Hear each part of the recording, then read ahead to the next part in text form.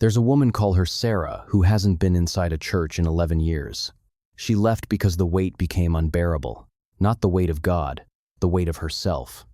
Every ordinary mistake, a sharp word to a friend, a selfish choice, a moment of anger arrived with a verdict already attached. This is who you are, fundamentally broken, guilty before you began. She's not alone. Recovery resources document people walking away from church specifically because they repeatedly felt guilty and ashamed they're not convicted toward change, but flattened, made worse.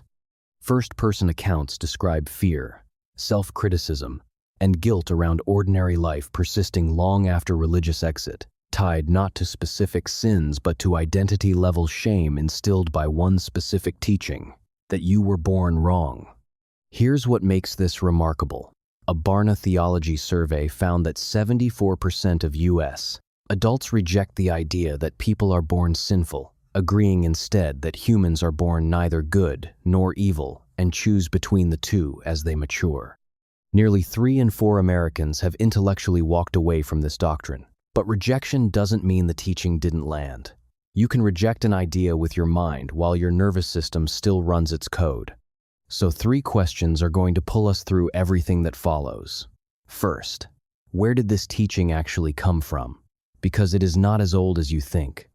Second, is the shame a feature of the doctrine itself, or a distortion of it, something that happened to the teaching on its way from Scripture to Sunday school? And third, what did Paul actually write before Augustine got hold of it and built something Paul might not recognize?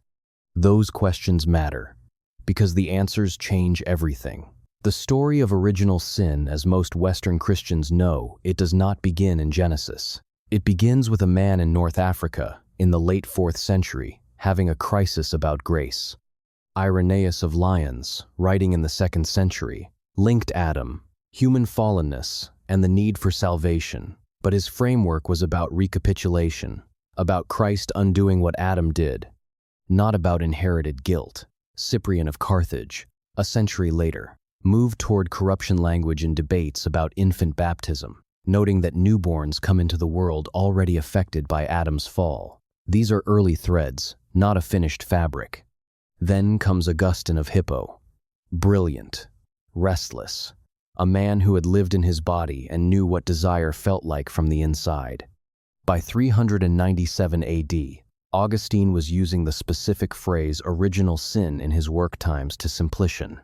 By 411 to 418, the Pelagian controversy forced him to sharpen the doctrine into something harder and more specific.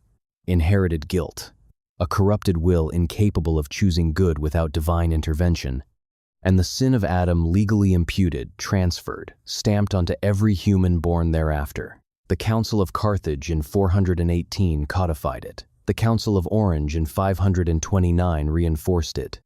The Council of Trent in the 16th century made it Roman Catholic dogma. Scholars widely describe Augustine as the decisive figure who gave original sin its classic Western formulation.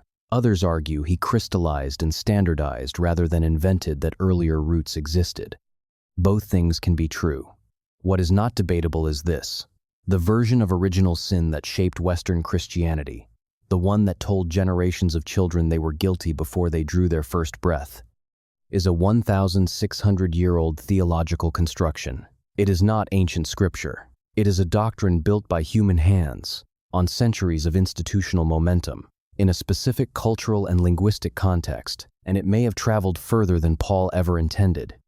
Because here is what the Eastern Church never accepted. Eastern Orthodoxy uses the term ancestral sin, not original sin, and the distinction is not semantic. In Orthodox theology, humans inherit Adam's death and corruption, the consequences of a world fractured by disobedience but not his guilt. Sin in this framework is a spiritual sickness, not a legal status. You are ill, not condemned at birth. You need a physician, not a sentence. Roman Catholicism, often lumped with Protestant guilt theology and popular imagination, actually explicitly denies that original sin constitutes a personal fault in Adam's descendants. The Catechism is clear on this. The stronger language of imputed guilt, the idea that God looks at you and sees Adam's crime as your crime, is largely a Reformed Protestant addition, particularly sharpened through Calvinist theology. And then there is the Jewish reading, which is foundational, because Genesis is a Jewish text. In rabbinic tradition, Adam's disobedience is a real failure with real consequences. Death entered, disorder followed. But it does not produce inherited guilt or a corrupt nature passed biologically and legally to all descendants. That concept is broadly rejected in Judaism. Instead, Jewish tradition speaks of the times Yetzer Hara times and the times Yetzer HaTov times, the evil inclination and the good inclination. Every human is born with both. The struggle is real. The pull toward wrongdoing is real, but you are born morally responsible, not morally condemned. The move from Genesis 3 to universal inherited guilt depends entirely on Paul's Adam-Christ parallel in Romans 5, a move Jewish interpretation never makes and was never meant to make.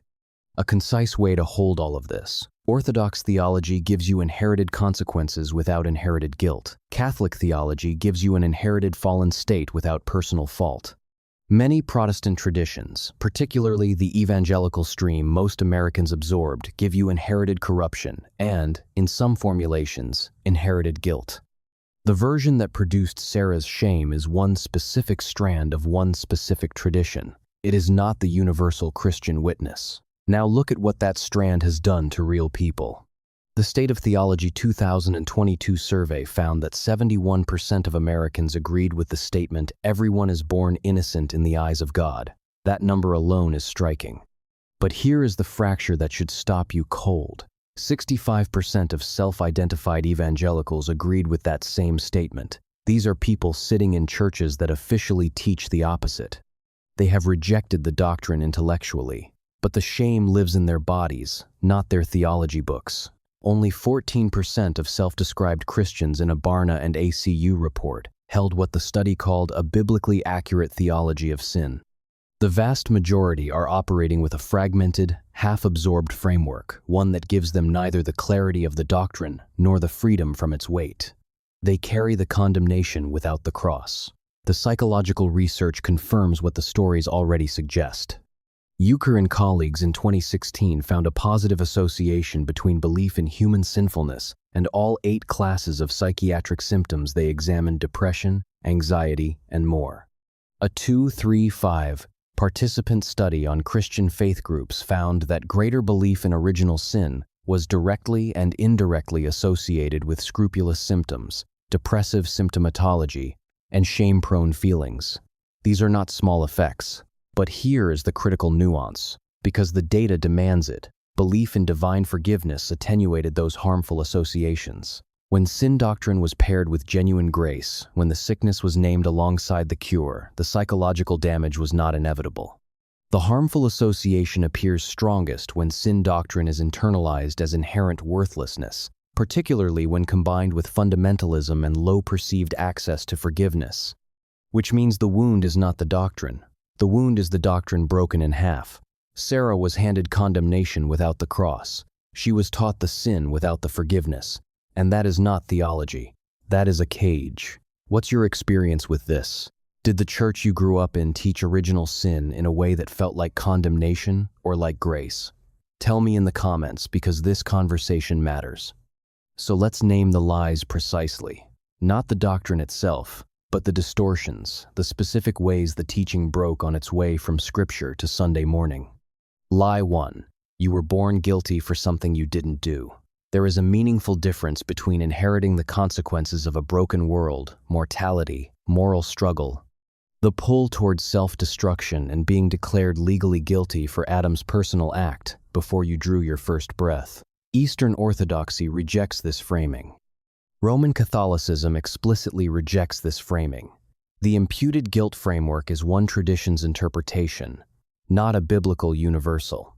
Genesis 1 says you are made in the image of God. Original sin, even in its strongest forms, teaches that image is marred, not destroyed, not erased. You are not a guilty defendant. You are a broken image bearer in need of restoration. Lie 2. You are fundamentally worthless without God. This is identity-level shame dressed in theological language. The doctrine of original sin is about human need, not human worthlessness. Those are not the same thing. A drowning person needs rescue. That need doesn't make them garbage. Lie 3. Your emotions and desires are evidence of your sinfulness. Children taught that their feelings are sinful don't stop feeling them. They internalize shame. The therapy literature documents this clearly. That is not biblical anthropology, it is emotional suppression wearing a cross. The Times Yetzer Hara Times tradition acknowledges the pull toward wrongdoing without pathologizing human emotion itself. Desire is not sin. Disordered desire is the struggle. The distinction matters enormously. Lie 4. The point of the gospel is to make you feel bad enough to accept help. Paul's framing in Romans 5 is cosmic and apocalyptic sin and death as powers that entered the world. Christ is the one who broke their dominion. The point is liberation. The depth of the problem is described to set up the magnitude of the rescue, not to humiliate you into compliance. When the gospel becomes primarily a shame delivery mechanism, it has stopped being the gospel. Now return to Romans 5 with fresh eyes. Because what Paul actually wrote is more interesting and more freeing than what Augustine built from it. Scholars argue that Paul's understanding of sin is more apocalyptic and cosmic than Augustine's later ontological account of inherited sin. Paul is not primarily constructing a legal argument about guilt transferred through biology. He is telling a story about two representative figures, Adam and Christ, and two realities that flow from them, death and life, condemnation and justification. The direction of the passage is toward Christ, not toward Adam. Adam is the setup, Christ is the point. The key scholarly debate centers on Romans 5:12, death spread to all men because all sinned. That phrase may mean death spread because all humans personally sin, not that all sinned in Adam's single act. Many modern scholars argue Augustine's reading was shaped by the Latin translation he was working from, and that the Greek text supports a different interpretation. Even holding the stronger Augustinian reading, Paul's purpose is not to make you feel worthless. His purpose is to show you that the rescue required was real, total, and cosmic in scale. What is genuinely biblical? Humans are born into a world where sin has real power, where our nature is genuinely bent towards self-destruction, where we need grace we cannot generate ourselves. What is not necessarily biblical? That God looks at a newborn and sees a guilty defendant. The doctrine of original sin, stripped of its juridical overlay, is actually profound and freeing. It explains why the world is broken without making you the villain of your own birth. Has this changed how you're thinking about the doctrine? Drop your honest reaction in the comments. I read everyone. Now we return to Sarah. But you see her differently now. Her shame was not the doctrine working as designed. It was the doctrine broken, stripped of grace, reduced to condemnation without the cross, handed to a child who had no framework to hold it. If you grew up being told you were fundamentally worthless, that your emotions were evidence of sin, that God's primary posture toward you was disappointment, that was a lie, not a small theological error. A lie with a name and a history and a documented human cost. But here is the reframe. The doctrine of original sin, rightly understood, is not an accusation. It is an explanation. It explains why the world is not what it should be. It explains why you struggle. It explains why you need grace you cannot manufacture. And it sets up the most important sentence in the New Testament, where sin increased, grace increased all the more. Romans 5:20. If you want to keep thinking this clearly about what the Bible actually says versus what tradition added to it, subscribe and join the people who refuse to settle for a watered-down or distorted gospel. This is what real kingdom wisdom looks like. The answer to original sin was never shame. It was always the cross. Stop carrying a version of the gospel that was never the gospel. The church got this wrong not because Scripture is wrong, but because human hands shape the doctrine, and human hands sometimes build cages instead of doors. You were not born guilty. You were born into a broken world that Jesus entered, lived in, died in, and rose out of for you. Sarah still flinches sometimes. Old code runs deep. But she's learning to name the voice that calls her fundamentally defective, and she's learning it was never God's voice. It was Augustine's. It was a council's. It was a tradition's. The actual gospel, the one Paul wrote before the councils met, says something different. It says the darkness was real, and the light came anyway. It says the brokenness was total, and the rescue was greater. It says you are not the villain of your own story. You are the one being found,